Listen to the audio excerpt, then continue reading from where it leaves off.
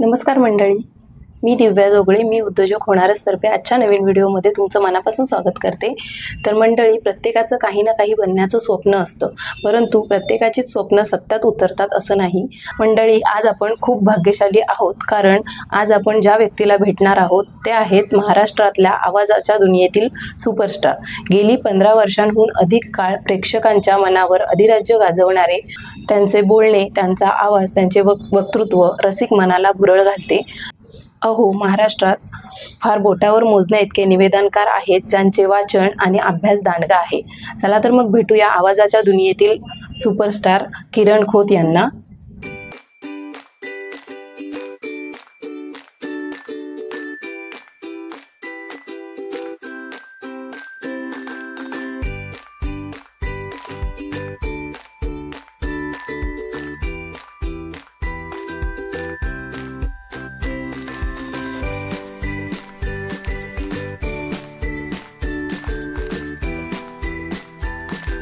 नमस्कार मंडळी, हे आहेत किरण सर. नमस्कार सर. नमस्कार सर. भाषण, संभाषण आणि वक्तृत्व या तिन्ही ठिकाणी प्रामुख्याने महत्त्वाचा असतो तो म्हणजे आवाज. तर आवाजाची जोपासना कशी करावी आणि तो कमवावा लागतो का, त्याबद्दल तुम्ही काय सांगाल? नक्कीच. पहिलाच प्रश्न खूप सुंदर आहे. पहिली गोष्ट म्हणजे आवाज कमवावा लागतो का, तर तो निसर्गदत्त देणगी आहे. प्रत्येक माणसाला युनिक जर काही या जगात मिळत असेल तर तो म्हणजे त्याचा आवाज. एकसारखी दिसणारी माणसं, एकसारखी वागणारी माणसं आपल्याला भेटतील, पण एकसारखा आवाज असणारी माणसं मात्र जगाच्या करोडोच्या लोकसंख्येमध्ये अगदी विरळ आहेत. आवाज कमवावा लागतो, तो डेव्हलप करावा लागतो असं मी म्हणेन. तो असतो मुळात, पण तुमचा आवाज तुम्ही शस्त्र म्हणून वापरू शकता का, तुम्ही प्रोफेशन म्हणून वापरू शकता का, या गोष्टींवरती तुम्हाला विचारमंथन केल्यानंतर कळतं की अरे मी चांगला बोलतोय, आता मी एक चांगला मुलाखत घेऊ शकतो, मी एखादा चांगला विषय चांगल्या पद्धतीने मांडू शकतो, आणि जे मी मांडतोय ते लोकांना आवडतंय ज्या पद्धतीने मांडतोय, तर मग त्या आवाजात जे असणारे चढ उतार आहेत त्याला व्हॉइस मॉड्युलेशन म्हणतो आम्ही आमच्या लँग्वेजमध्ये. तर ते करण्यासाठी तुम्हाला तो कमवावा लागतो, म्हणजे तो तुम्हाला ट्रेन करून थोडासा मॉड्युलेट करावा लागतो.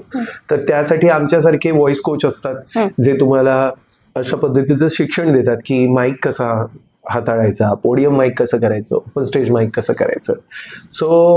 आवाज हा मुळात असतो, पण तो कमवावा लागतो. जर तुम्हाला त्याच्यात प्रोफेशन बनायचंय, तुम्हाला जर पब्लिक स्पीकर व्हायचंय, तुमचं बोलण्याशी निगडीत जर क्षेत्र असेल तर तुम्हाला नक्कीच तुमच्या आवाजावर काम करावं लागतं.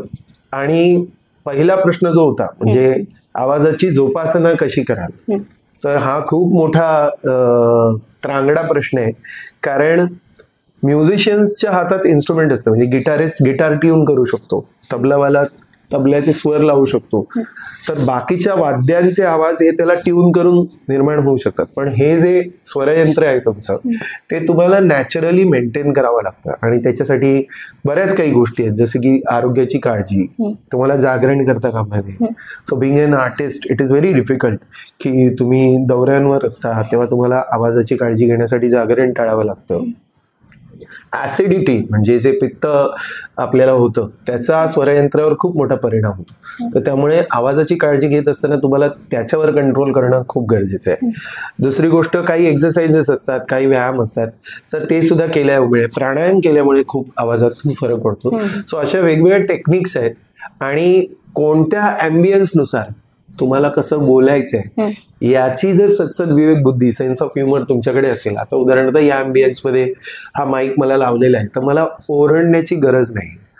एखाद्या मोठ्या राजकीय सभेमध्ये जर तुम्हाला त्या पद्धतीचा माईक दिलेला आहे जिथे वक्त्याचा टोन हा हाय पिच मध्ये असतो, नॉट नेसेसरी तुमचा ॲम्प्लिफायर आणि तुमची साऊंड सिस्टम किती इफेक्टिव्ह आहे याच्यावरती तुमच्या आवाजाचं प्रोजेक्शन आणि पिच या दोन गोष्टी डिपेंड करतात. प्रोजेक्शन म्हणजे आवाजातला जाडपणा आणि पिच म्हणजे आवाजातला स्वर.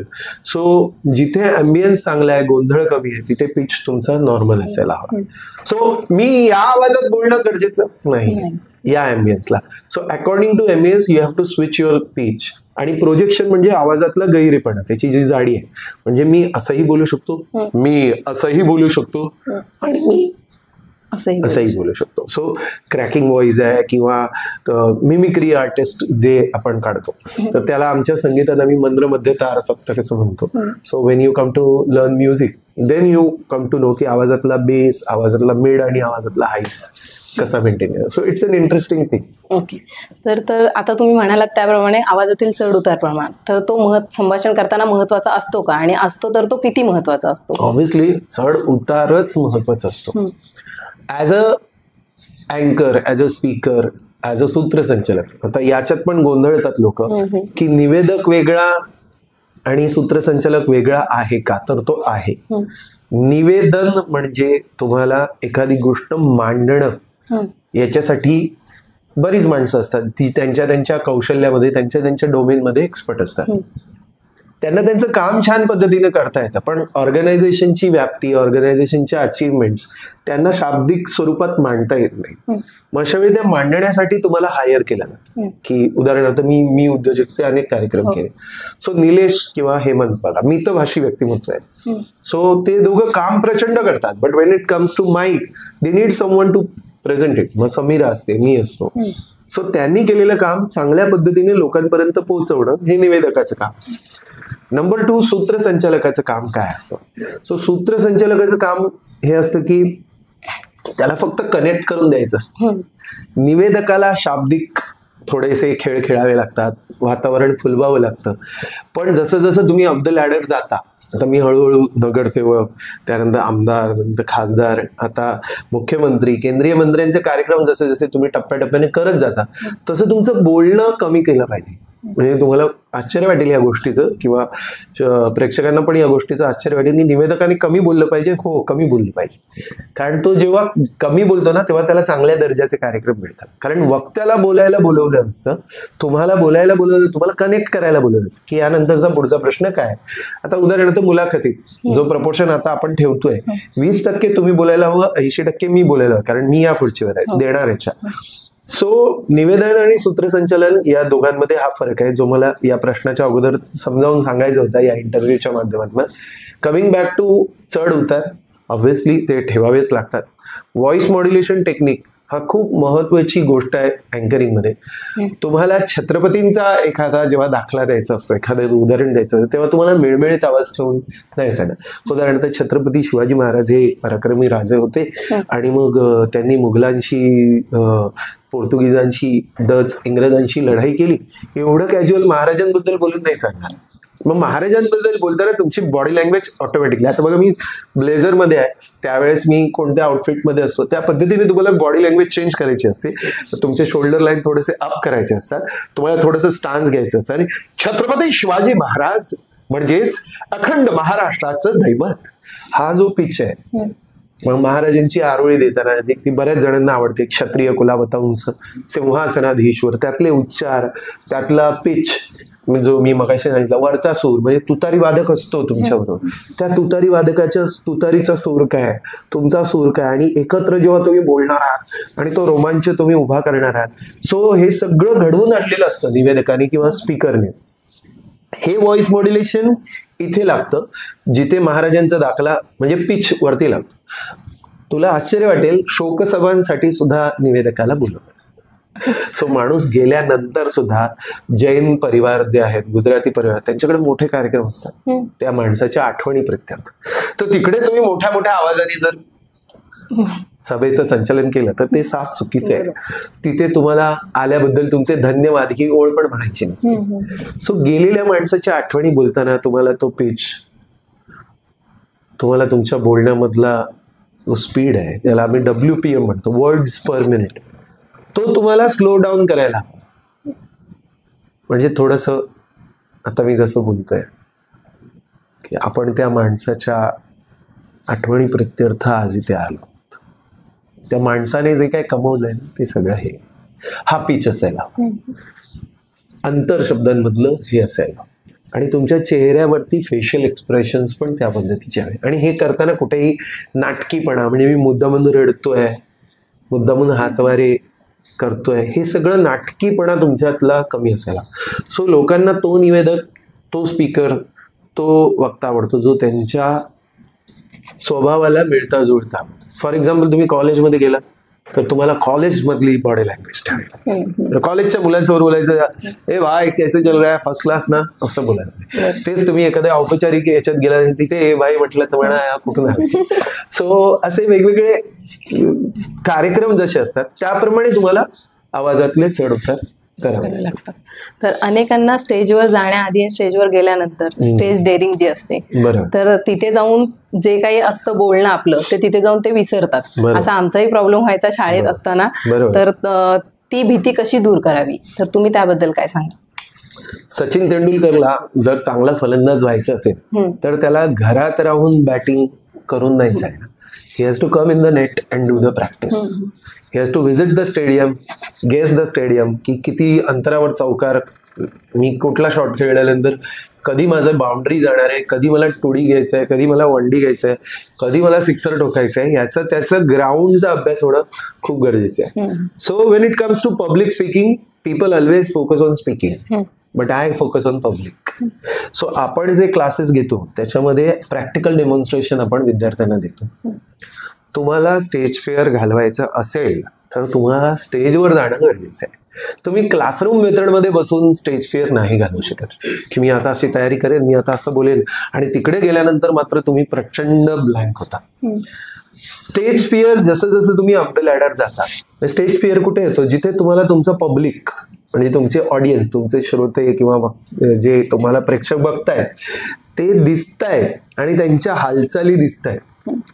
मग त्या हालचाली बघून आपल्याला डिस्टर्ब व्हायला होतं की अरे ह्यांचा माझ्याकडे लक्ष नाही, किंवा हा किती माझ्याकडे डोळे राखून बघतोय, तर मी बरोबर बोलतोय का, हे प्रेशर तुम्हाला यायला सुरुवात. नाट्यगृहात मात्र हे होत नाही.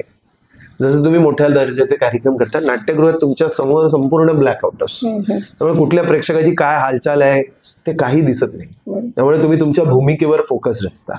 सो स्टेज फिअर येण्यासाठी जसं मी म्हणालो तसं मी माझ्या विद्यार्थ्यांना पहिलं जेव्हा या कोर्सच्या माध्यमातून येतो तेव्हा पहिलं त्यांना ऑडियन्समध्ये बसवतो. ऑडियन्समधून बघा की काय काय ऑब्झर्व केलं जातं, म्हणजे तुमच्या फुटवेअर पासून बघितलं जातं. सो तुम्ही जेव्हा सेंटरला अँकर म्हणून येता, त्या ऑर्गनायझेशनला तुम्ही प्रेझेंट करता, तर तुम्ही त्या ज्या पद्धतीचे कपडे घातले आहेत त्याला मॅचिंग फुटवेअर आहे का, त्या फुटवेअर मधला सॉक्स कोणता आहे, त्यांनी तुम्ही वॉच कोणतं घातलंय, तुम्ही इतरत्र काही घातलंय का, तुम्ही अजून तुमची केशभूषा कशी आहे, तुमची वेशभूषा कशी आहे, या सगळ्या गोष्टींकडे लक्ष दिलं जातं. आणि सगळ्यात महत्वाचं म्हणजे तुम्हाला तो कार्यक्रम झाल्यानंतर तुमचा व्हिडिओ बघायचा असतो की मी कसा दिसलो, मी कसा बोललो. मग आपल्याला पुढच्या कार्यक्रमात चेंजेस करता येतात. Coming back to stage fear, पहिलं प्रेक्षकांमध्ये बसा, त्यानंतर विंगेत या. विंगेतनं असं बघा की कसं दिसतं इथून, किंवा टेक्निकल रिहर्सल जे आम्ही करतो त्यावेळेस तुम्ही या, तेव्हा ऑडियन्स नसतो समोर, तेव्हा स्टेजच्या मध्ये जा, तो फील घ्या. अच्छा असं दिसतं का नाट्यगृह. राजकीय सभांमध्ये जा, तिथे लोकांची काय चर्चा चालू आहे ते बघा, कोणाबद्दल लोक जास्त बोलतायत, म्हणजे मला कोणाला हायलाइट करता येईल, त्या लोकांची मानसिकता काय, त्यांची भाषा काय. उदाहरणार्थ मी जर पश्चिम महाराष्ट्रात गेलो तर मला असं बोलून चालणारच नाही, म्हणजे मला असंच बोलावं लागेल, जी भाषा त्यांना समजते बरं का, त्या भाषेत मला माझा टोन बदलावा लागेल. पण मी जर कोकणात गेले तर माका तसा बोलायचं लागतं. तर आता जसं देश तसं वेश माका करूच लागतो, कारण त्या माणसांना मी आपलं वाटणं गरजेचं. सो तुम्ही मुंबई साईडला म्हणजे साऊथ मुंबईमध्ये गेलात आणि तुमच्या टोन मध्ये, किंवा पुण्यात गेलात आणि तुमचा नळातला न बाणातला जाणार, बाणातला न नळातला झाला, तर प्रचंड म्हणजे लोक तुम्हाला अँटी होऊन जातात. सो तुमचे उच्चार या सगळ्या गोष्टींमध्ये सुधारणा करण्यासाठी तुम्हाला स्टेजवर जाणं गरजेचं आहे. विंगेतनं बघून गेल्यानंतर किंवा टेक्निकल रिहर्सलची भीती मिळाल्यानंतर हळूहळू तुम्ही को होस्ट म्हणून यायला हवं. म्हणजे एक पॅसिव्ह बोलणारा जो असतो ना, उदाहरणार्थ मी आता बोलतोय तर you are passive, I am active. एखाद्या स्पीकरचं इंट्रोडक्शन द्यायला जायला पटकन तुम्ही पहिल्याच कार्यक्रमात निवेदक म्हणून गेलात तर तुमची धांदल उडणार. पण तुम्ही एखादं इंट्रोडक्शन द्या, परत या, पोडियमचा फील घ्या, नंतर हळूहळू सरका, मग लेपल माईकचा वापर करा. मग लेपल माईक आल्यानंतर तुम्हाला वाटतं अरे आता पोडियम मला कव्हर करत नाहीये, आता मी एक्सपोज झालोय, तर लेपल माईक वापरल्यानंतर तुमचे दोन्ही हात खुले होतात, मग तुमची बॉडी लँग्वेज तुम्हाला वापरायला हवी. If you have noticed tiger sir म्हणजे संतोष नायर सर, त्यांना टायगर याच्यासाठी बोलतात की ते स्टेजवर एका ठिकाणी उभेच नाही राहत, ते वाघाच्या चालीसारखे असे चालत चालत संपूर्ण स्टेज कव्हर करत बोलतात. मोटिवेशनल स्पीकर आहात, तुम्हाला त्या पद्धतीने बोलावं लागेल.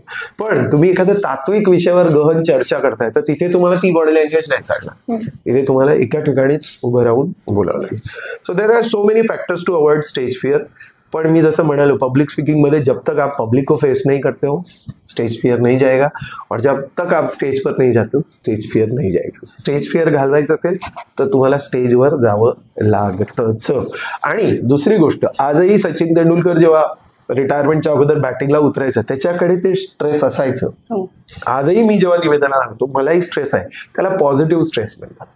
तो पॉझिटिव्ह स्ट्रेस कसा होईल कार्यक्रम, मी माझं बेस्ट देईन ना, हे विचार आले पाहिजेत मनात. नाही तो ओव्हर अरे मी तर काय बादशाह आहे, मी करणारच, मी हे करणार, हा अति आत्मविश्वास पण नसावा.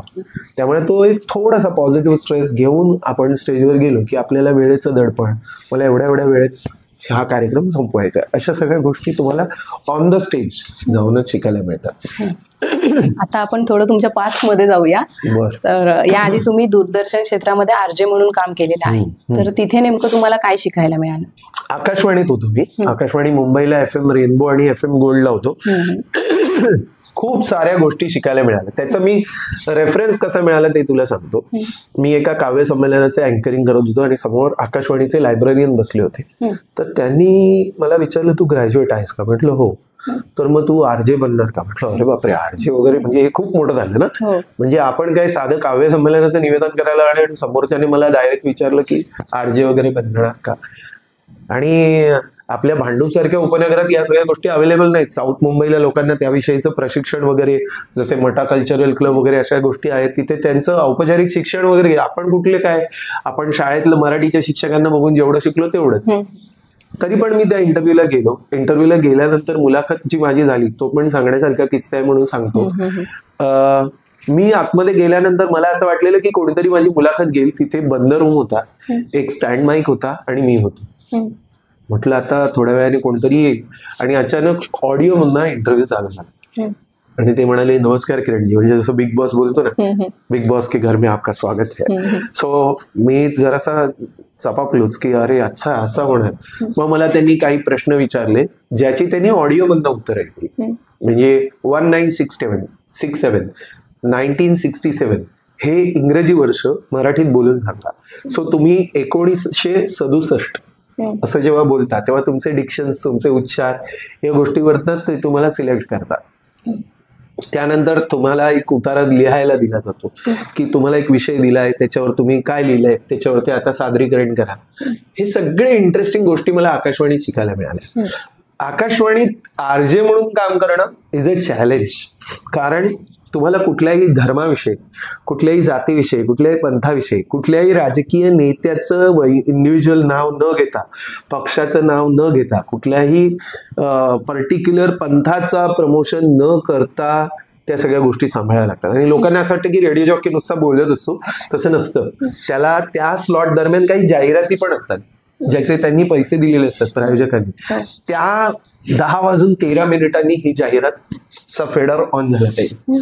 तर तेही प्रेशर असतं की तुम्ही एखादा इंटरव्ह्यू घेताय किंवा एखादी गोष्ट सांगताय किंवा एखाद्या गाण्याबद्दल काहीतरी बोलताय आणि 10:13 झाली, आता तो जाहिरातचा स्लॉट नाही गेला तर ड्युटी ऑफिसर मला पकडणार. सो तेही फेड करावं लागतं. एका बाजूला ते आमच्या तेव्हा मी जेव्हा आकाशवाणीत होतो, आता सगळं डिजिटलायझेशन झालंय, तेव्हा त्या मोठ्या मोठ्या टेप्स पण असायच्या. तर त्या बरोबर क्यू करायच्या, त्या तिकडे वाजणार, इकडे अँकर, मी बोलणार, माझी स्क्रिप्ट.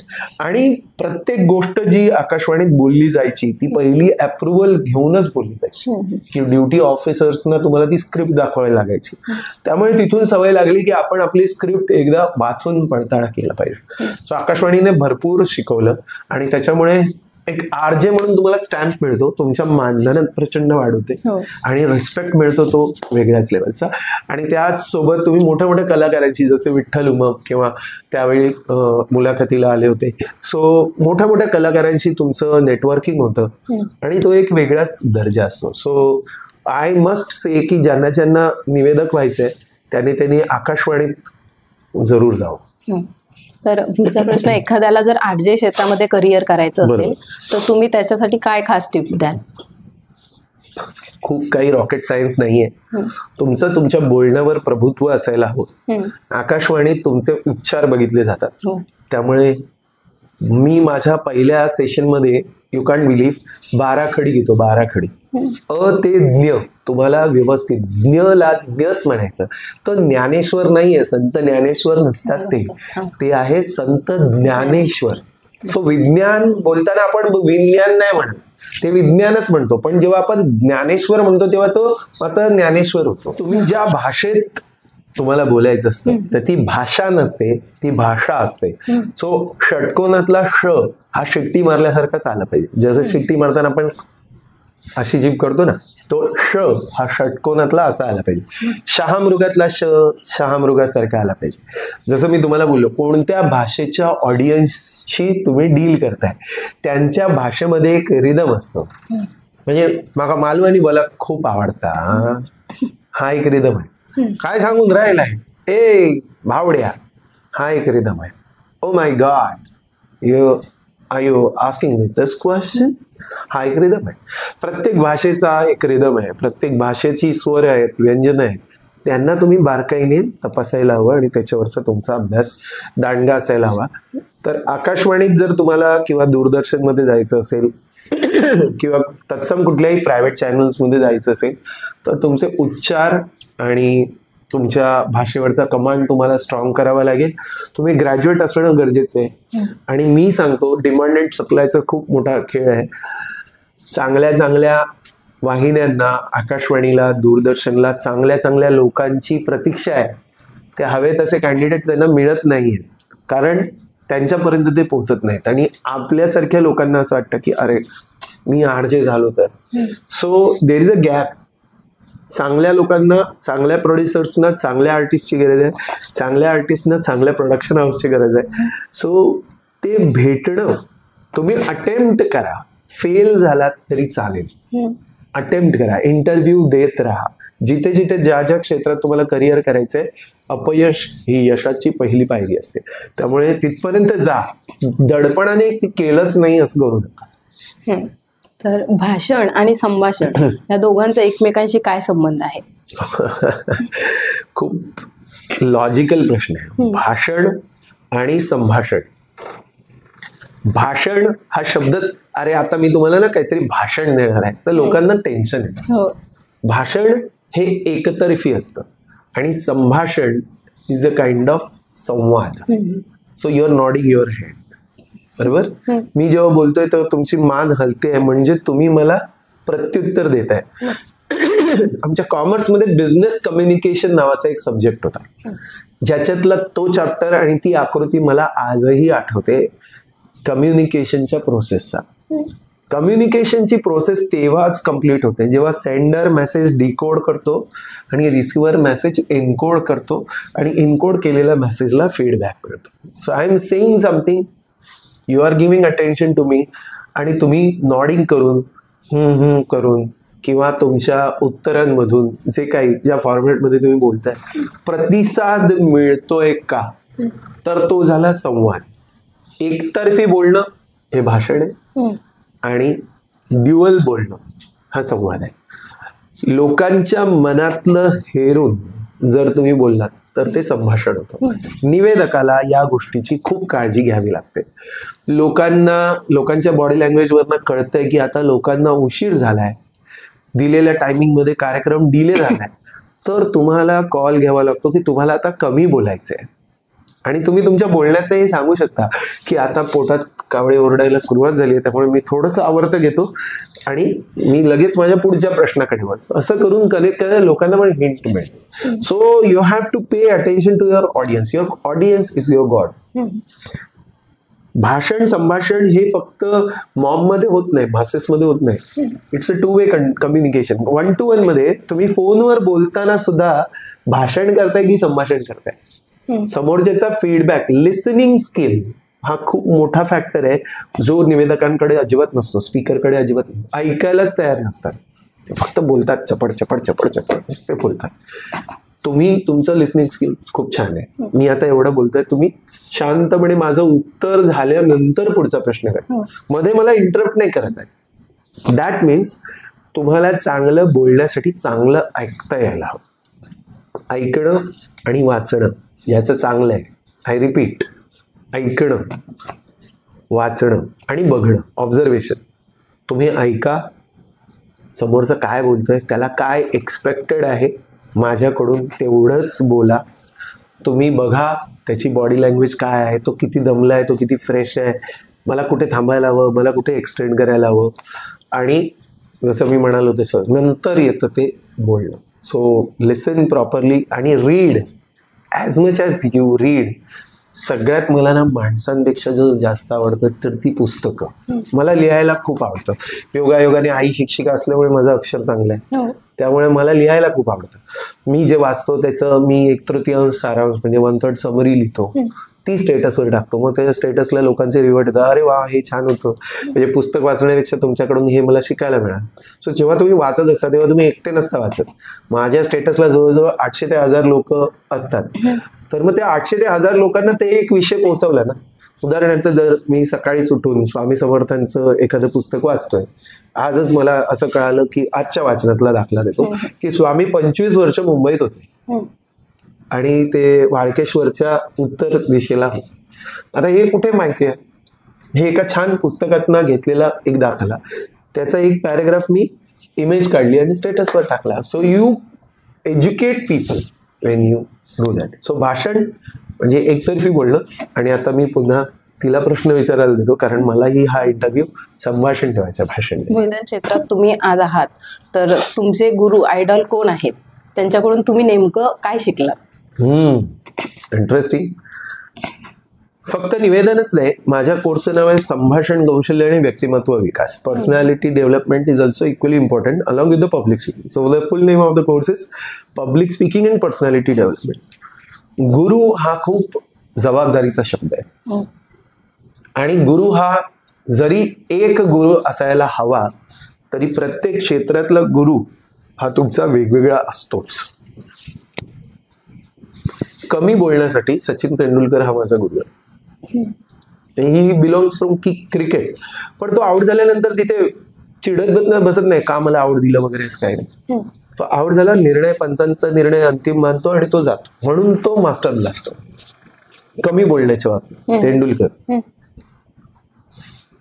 कन्सिस्टन्सी, एखादा कलाकार किती लेवलला काम करू शकतो. अभिषेक बच्चनला जेवढी आज मागणी नाही तेवढी अमितजींना आहे. Amitabh Bachchan is my another गुरु.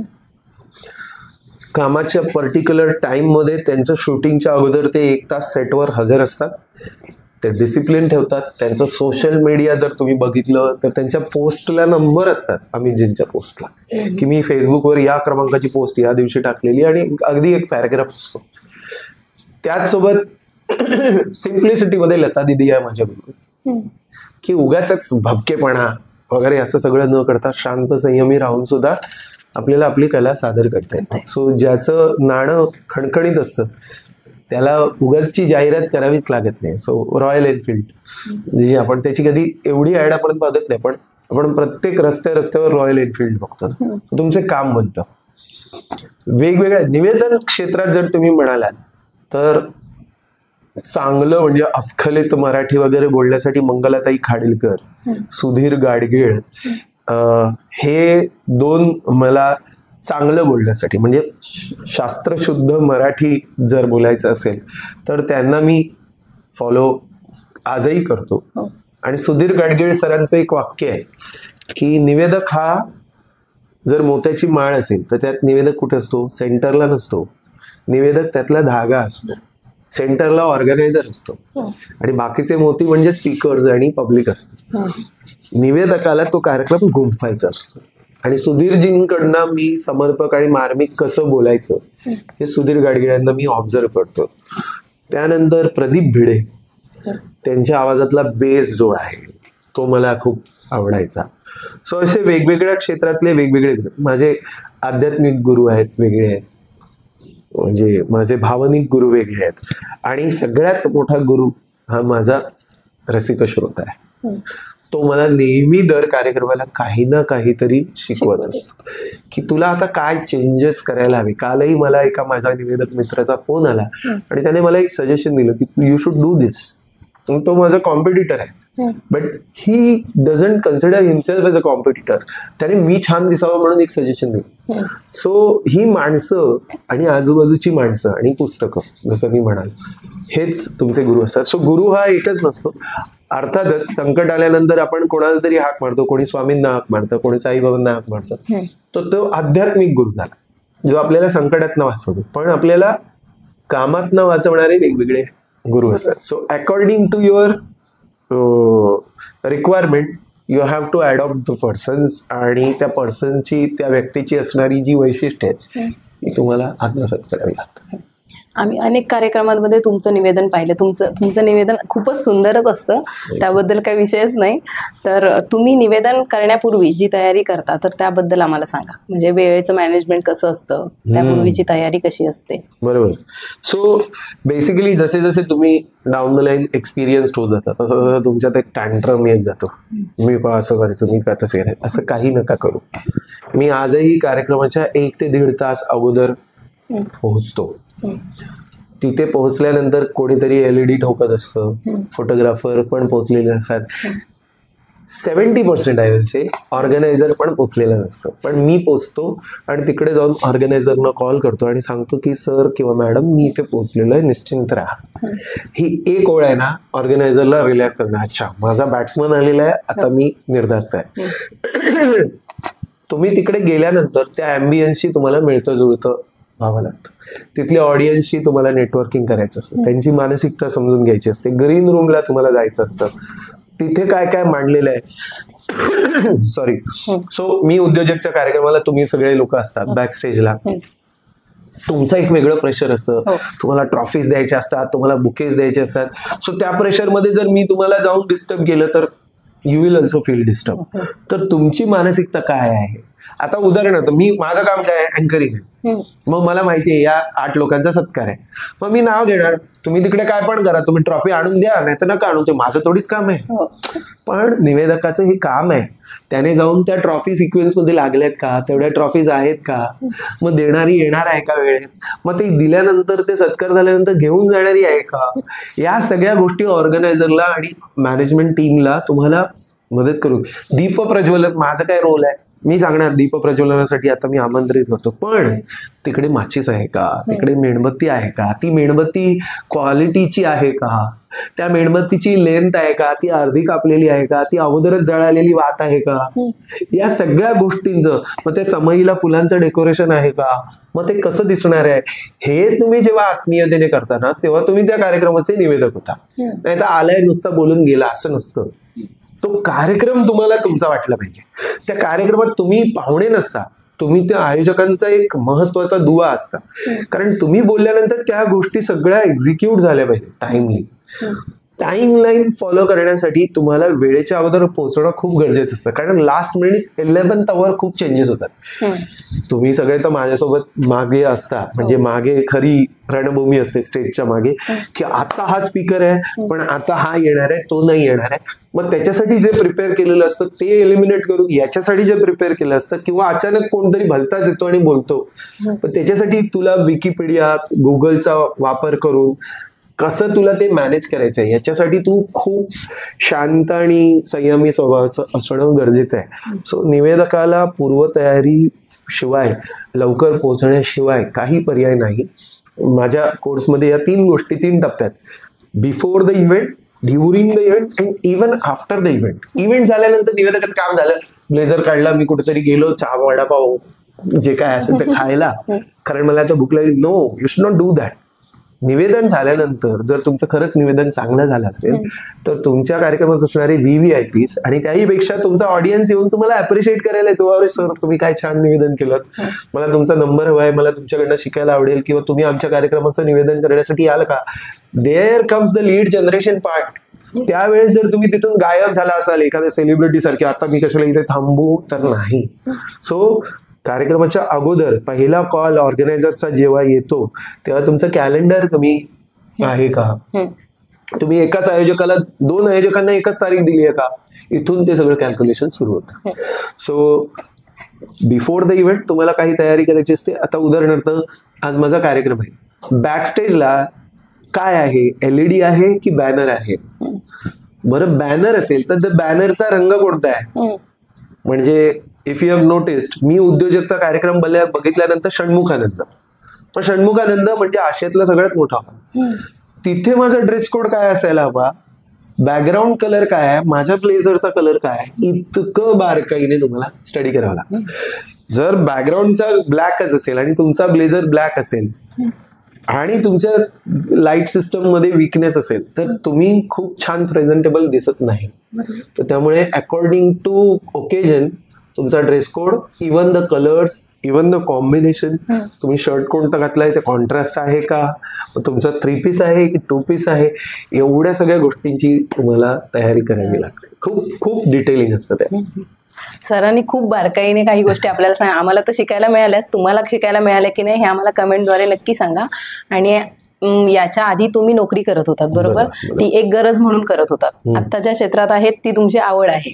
तर तुम्हाला कधीतरी असं वाटतं का की मी या क्षेत्रात आधीच आलो असतो तर काही पावलं तुम्ही आता पुढे असला असतात. Good question. एक प्रारब्ध नावाचा विषय असतो जो ज्यावेळी जे मांडलंय ना आपल्या आयुष्यामध्ये ते त्या वेळेसच दिलेलं असतं. त्याला पूर्वजन्माचे काही रेफरन्सेस असतात. म्हणजे मला माहिती नाही याच्यावर किती लोक बिलीव्ह ठेवतात, पण मला असं म्हणायचं आहे की जी गोष्ट ज्यावेळी तुम्हाला मिळायची असते ना आणि जी गोष्ट ज्यावेळी तुमच्या हातून निसटायची असते त्यावेळीच ती मिळते. कारण ते एव्हरीथिंग इज प्री डिसाइडेड. भगवंताच्या परमेश्वराच्या इच्छेशिवाय पानही हलत नाही. नोकरी करणं आणि आपलं पॅशन सांभाळणं या 2 वेगवेगळ्या गोष्टी आहेत. नोकरी गरज म्हणून करणं आणि शिकणं म्हणून करणं हा सुद्धा फरक आहे. लार्सन अँड टुब्रो मध्ये मी काम केलं. तिथे मी 15,000 लोकांचा HR म्हणून डेटा पाहिला. तिथून मी ऑर्गनायझिंग शिकलो. उमेद चाइल्ड डेव्हलपमेंट मध्ये मी काम केलं. तिथे मी पाहिलं की लोकांना कशा पद्धतीने सामाजिक उणीवा आहेत. ICICI मध्ये काम केलं. प्रत्येक ठिकाणातनं काहीतरी मी शिकत गेलो आणि ते शिकणं माझ्या कलेशी पूरक होतं. आज मी माझा व्यवसाय चालवतोय. आज परमेश्वराच्या कृपेने आवाज मधून जवळजवळ 2,500-3 हजार विद्यार्थी शिकून गेलेत. काही त्यापैकी संगीतात PhD करायला UK मध्ये गेले आहेत, माझ्यापेक्षा जास्त शिकले आहेत. काही लोक BA MA म्युझिक करून फुल टाइम म्युझिक टीचर्स होत आहेत. काही लोक सक्सेसफुल, म्हणजे माझ्या मुलीला पण फॉर दॅट मॅटर ज्यांच्या हस्ते मला अवॉर्ड नाही मिळाला, गव्हर्नर आणि सुरेश वाडकरांच्या हस्ते शंकर महादेवन आणि स्वप्नील बांदोडकरांसारखी दिग्गज माणसं, वैशाली सारखी असताना समोर त्या स्टेजवर आपली कला सादर करणं आणि या वयात तो अवॉर्ड रिसीव्ह करणं, दिज ऑल आर अचीवमेंट्स. आणि त्यामुळे मी असं म्हणेन की तुम्हाला प्रत्येक गोष्टीतनं काहीतरी शिकावं लागतं. खंत वाटते की मी अजून थोडा लवकर आलो असतो तर मी अजून काहीतरी छान केलं असतं. माझं विजन स्टेटमेंट मध्ये आहे अजूनही. सो आतापर्यंत 8 मुख्यमंत्री आणि 3 केंद्रीय मंत्र्यांच्या सभा झाल्या. तो माझ्या बकेट लिस्ट मध्ये आता PM आहेत, प्राईम मिनिस्टरची मीटिंग, मोदी साहेब असतील किंवा जे कोणी असतील त्यांच्या सभेचं. आणि त्याच्यानंतरचं पुढचं स्वप्न आहे ऑस्करचं निवेदन करायचं. यू नेव्हर नो, तुम्ही युनिव्हर्सला कमांड दिली की तुमची युनिव्हर्स कधी ऐकेल आणि कधी तो क्षण तुमच्या आयुष्यात येईल आणि ते पूर्ण होईल. सो मागत जायचं परमेश्वराकडे खुल्या दिलाने. जर आपली ॲबिलिटी असेल, आय रिपीट दिस वर्ड, जर आपली क्षमता असेल तर ते आपल्याला नक्की मिळतं. आणि जेव्हा तुम्हाला ते मिळत नाही याचा अर्थ परमेश्वर तुम्हाला सांगतोय की याच्यावर अजून बाळा तुला थोडंसं काम करायला हवं, तुझ्या तलवारीला अजून धार काढायला हवी, म्हणजे तो क्षण तुझ्या आयुष्यात येईल. देव पण बघत असतो. नेचर ऑफ लॉ, म्हणजे त्याला लॉ ऑफ अट्रॅक्शन असं म्हणतो आपण. तर ते आस्क बिलीव्ह रिसीव्ह नुसतंच तसं नाही चालत, नुसतं आस्क करून नाही चालत, त्या आस्कच्या बरोबर त्याची तयारी पण करावी लागते.